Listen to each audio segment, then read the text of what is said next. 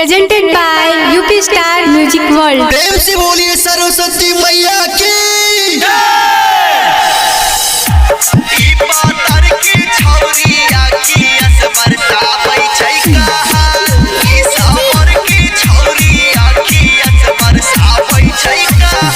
बजक सरस्वती माई के घुमाबै सहर डीजे बजक सरस्वती माई के घुमाबै सहर ई पातर की छौरी आखिया से बरसाबै छै कहर ई सावर की छौरी आखिया से बरसाबै छै कहर डीजे बजक सरस्वती माई के घुमाबै सहर डीजे बजक सरस्वती माई के घुमाबै सहर ई पातर की छौरी आखिया से बरसाबै छै कहर ई सावर की छौरी आखिया से बरसाबै छै कहर ई पातर की छौरी आखिया से बरसाबै छै कहर ई सावर की छौरी आखिया से बरसाबै छै कहर लाल लाल होठ में छौरी लगाई के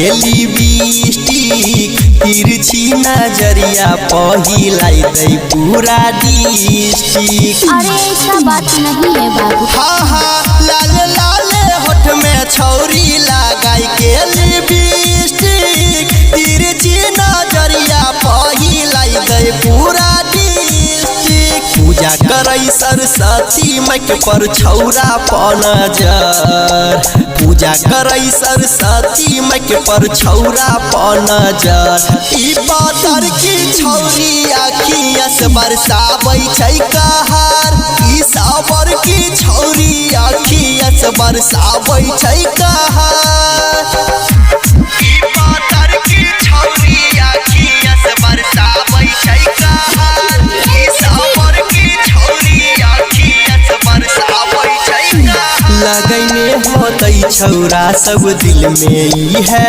आस रे सरदे माई के कृपा से होई जइबै मैट्रिक पास रे।